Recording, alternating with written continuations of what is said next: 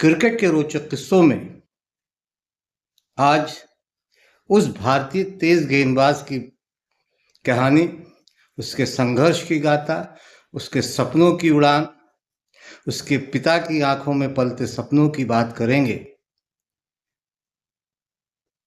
जिन्होंने अपने बेटे को क्रिकेटर बनाने के लिए हर वो जतन किया और आखिर में नतीजा भी सामने आया जब भारतीय टीम में उस गेंदबाज ने अपनी जगह बनाई। और कहा जाता है कि आज भी उस गेंदबाज को 22 गज की पट्टी पर वो सिर्फ वो 3 स्टंप्स नजर आते हैं जो जिसे वो अपनी गेंदों से हर गेंद पे उड़ाना चाहता है। क्रिकेट के रोचक किस्सों में आज हम इस पे बात करेंगे, लेकिन उससे पहले एक गुजारिश, एक निवेदन है कि अगर अभी तक आपने बादब व मुलाहजा को सब्सक्राइब नहीं किया है तो उसे सब्सक्राइब करें, लाइक करें और ज़्यादा से ज़्यादा शेयर करें, ताकि क्रिकेट के किस्से, जानकारियाँ और रिकॉर्ड्स आप तक ज़्यादा से ज़्यादा पहुँचे। बेल आइकन ज़रूर दबाएं, इससे हमारे किसी भी नए वीडियो की जानकारी आप तक फ़ौरन पहुँचेगी। और अगर मेरा ये वीडियो फेसबुक पर देख रहे हैं तो हमारे फेसबुक पेज को लाइक करें, शेयर करें। उस तेज गेंदबाज के संघर्ष की कहानी को जानना है तो वीडियो में अंत तक जरूर बने रहें। उत्तर प्रदेश के अल्मोड़ा के स्थानीय टूर्नामेंट में तौसीफ अली नाम के एक तेज गेंदबाज का बोलबाला था। तौसीफ तेज गेंदबाजी का शौक था और हुनर भी उनके पास थी। स्विंग्स भी वो गेंदों को कराते थे। लोग उन्हें सलाह देते, क्लब में जाओ, ट्रेनिंग करो, प्रशिक्षण लो और तुम्हारी गेंदबाजी में जो धार है उससे तुम कम से कम डोमेस्टिक क्रिकेट या घरेलू क्रिकेट में अपनी जगह बना सकते हो। लेकिन तौसीफ अली किसान परिवार से थे, खेती किसानी उनका पेशा था। उनकी उड़ान बहुत सोच बहुत, या उड़ान कह सकते हैं कि बहुत ऊंची नहीं थी, इसलिए वो डोमेस्टिक या नेशनल के लायक तैयारी नहीं कर पा रहे थे, क्योंकि उन्हें घर परिवार की भी जिम्मेदारी थी और फिर नेशनल खेलने के लिए, नेशनल टीम में जगह बनाने के लिए या घरेलू क्रिकेट में अपने को स्थापित करने के लिए उनके पास न तो पैसे थे न ही उम्र बची थी। एक समय आया जब तौसीफ अली ने मान लिया कि शायद वे खेती किसानी ही कर सकते हैं। उनका मुकद्दर खेतों और खेती करना और किसानी करना ही है। प्रोफेशनल क्रिकेटर बनना उनकी किस्मत में नहीं और इसके लिए अब बहुत देर हो चुकी। तौसीफ अली भारतीय टीम के तेज गेंदबाज का सपना दिल में दफन करके अपनी जिंदगी में लौट गए। शादी हुई, खेती किसानी से परिवार पाला, 5 बेटे हुए और सबके अंदर क्रिकेट को लेकर दीवानगी थी, जुनून था। तौसीफ अली को मालूम था और उन्होंने कहा भी है कि कहाँ गलती हुई तो वो समझ सकते थे, क्या क्या नहीं हुआ जिसकी वजह से उन्हें अपने सपने को दफन करना पड़ा। तेज गेंदबाज बनने का जो सपना था उनका, उस सपने को मारना पड़ा। वो हकीकत का रूप उनका सपना धारण नहीं कर पाया, लेकिन वो अपने बच्चों के साथ ऐसा कुछ होता नहीं देखना चाहते थे। वो उन गलतियों को दोहराना नहीं चाहते थे जो उन्होंने की थी।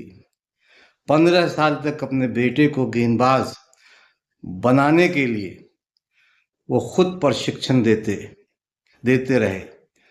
अपने तजुर्बे, अपने एक्सपीरियंस, अपनी गलतियों का निचोड़ उन्होंने अपने बेटे की की राह में रख दिए। उसके तेज गेंदबाज बनने के लिए हर वो जतन किया जो जो उन्होंने जमाने से सीखा था।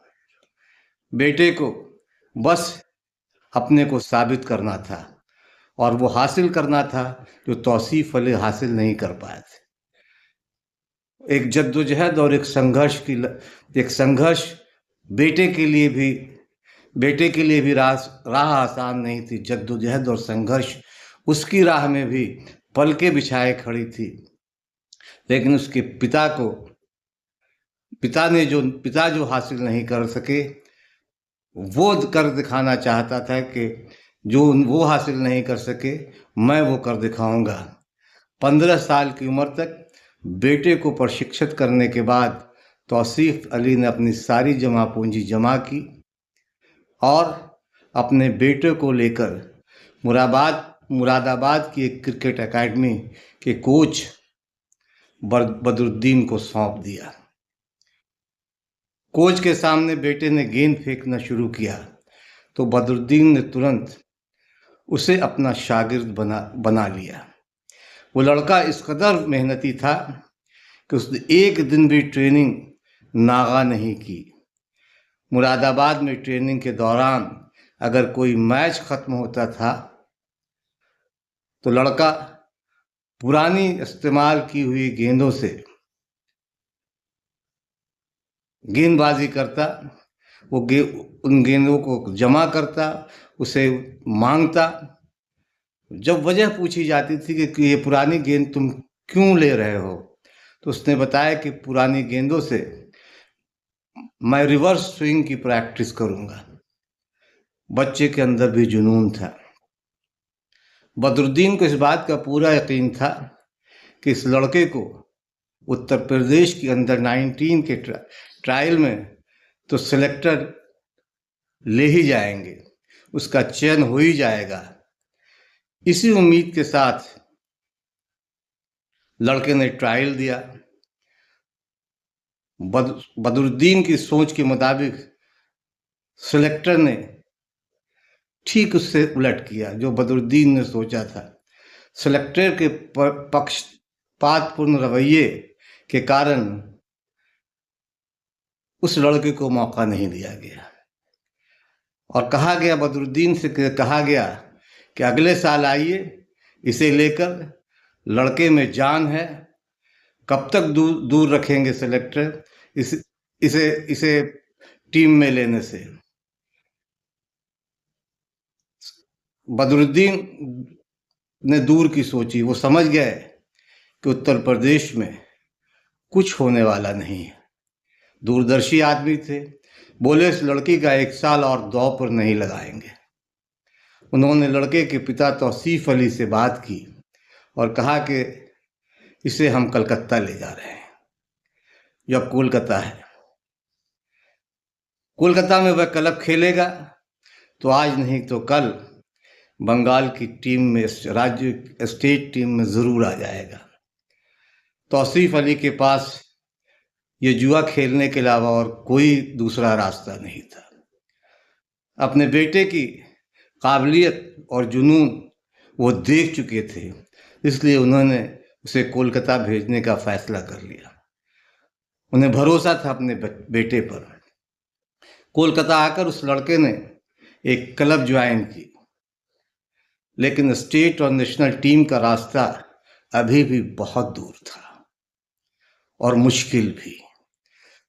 जुनून के भरोसे पर बंगाल तो पहुंच गया, कोलकाता तो पहुंच गया, पर जुनून न तो पेट भरता है, न सर पे छत रखता है और न ही खेलों में बढ़ावा देता है। लेकिन दुनिया में कई ऐसे लोग होते हैं जो प्रतिभा को पहचानते हैं, उसके जुनून को परखते हैं, उसके भरोसे पे खरे उतरते हैं। ऐसे ही एक व्यक्ति कोलकाता में उस लड़के को मिला जो जुनून और काबिलियत ही ढूंढ रहे थे। एक शख्स उस वक्त देवदत्त दास उस लड़के की जिंदगी में कदम रखते हैं। तब वे बंगाल क्रिकेट एसोसिएशन यानी सीएबी के सहायक सचिव थे, उस पद पर थे। वो उस लड़के की काबिलियत से बेतरह प्रभावित हुए और लगा कि कलकत्ता में उस बेघर लड़के को रहने के लिए कोई छत नहीं है, तो उन्होंने उसे अपने साथ रखने का फैसला कर लिया। यानी उस लड़के की काबिलियत ने उसे कोलकाता में एक छत दिला दी। और छत किसने दिया? देवव्रत दास नाम के एक व्यक्ति ने, जो उस लड़के को तब तक बहुत ज़्यादा जानते नहीं थे, लेकिन उसके गेंदबाजी ने उन्हें कायल किया। फिर उन्होंने बंगाल में एक चयनकर्ता बनर्जी को उस लड़के की प्रतिभा पर नज़र, संभवतः संबरन बनर्जी होंगे, वो जो भारतीय टीम, ये रणजी ट्रॉफी टीम के कप्तान भी रहे बंगाल के, और बाद में चयनकर्ता भी बने भारतीय टीम के। उन चयनकर्ता बनर्जी को उस लड़के की प्रतिभा पर नज़र रखने को कहा दास साहब ने। बनर्जी ने लड़के को गेंद फेंकते देखा, उसे बंगाल की अंडर 22 टीम के सिलेक्ट कर लिया। ये उस लड़के की सफ़र की एक शुरुआत थी, एक बड़ा ब्रेक उसे मिला। देवदत्त दास ने जब उस लड़के पर देवदत्त दास से जब उस लड़के पर ऐसी मेहरबानी की वजह पूछी गई, बहुत सारे लोगों ने पूछा उनसे, तो उन्होंने कहा कि इस लड़के को रुपया पैसा नहीं चाहिए, इसे बस एक चीज़ नज़र आती है, वो है पिच के आखिर में गड़े हुए 3 स्टंप से गेंद के टकराने की आवाज़ उस लड़के को इतनी पसंद है कि उसके ज़्यादातर विकेट बोल्ड आउट ही होते हैं। वहाँ से निकलकर उस लड़के ने बाद में मोहन बागान क्लब ज्वाइन किया। वहाँ ईडन गार्डन के नष्ट में उसने सौरभ गांगुली को गेंदबाजी की। भारतीय टीम के कप्तान भी रहे, वो बीसीसीआई के अध्यक्ष भी रहे।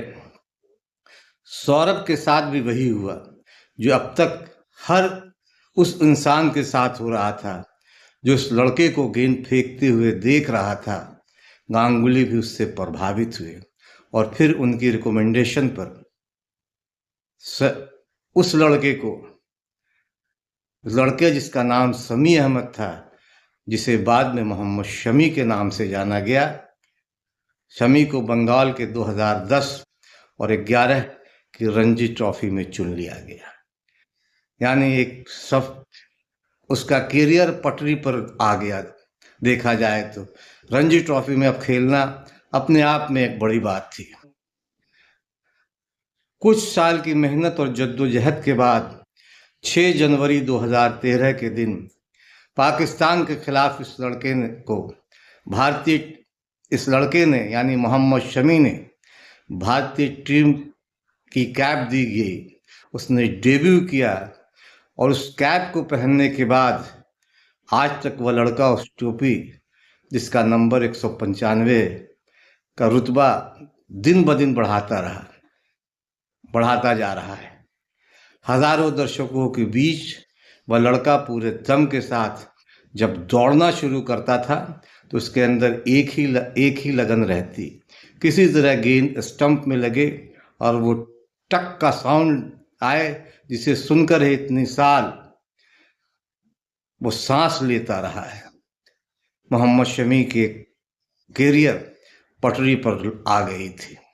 जिंदगी के तमाम उतार चढ़ाव, मुश्किलों परेशानियों के बावजूद आज भी अमरोहा के तेज गेंदबाज तौसीफ अली का बेटा मोहम्मद शमी जर्सी नंबर 11 पहनकर जब रनअप पर दौड़ना शुरू करता है तो उसके पीछे पीछे उसके पिता का सपना, कोच बदरुद्दीन की लगन, देवदत्त दास की इंसानियत, सब कुछ साथ साथ चलता है, दौड़ता है।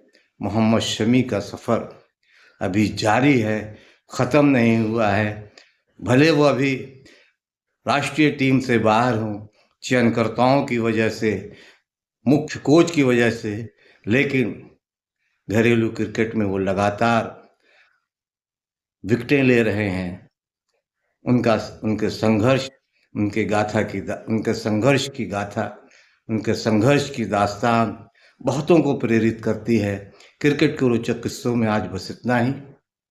अगली बार हम फिर मिलेंगे किसी नए वीडियो में, नए रिकॉर्ड्स, नई जानकारी और नए किस्से के साथ।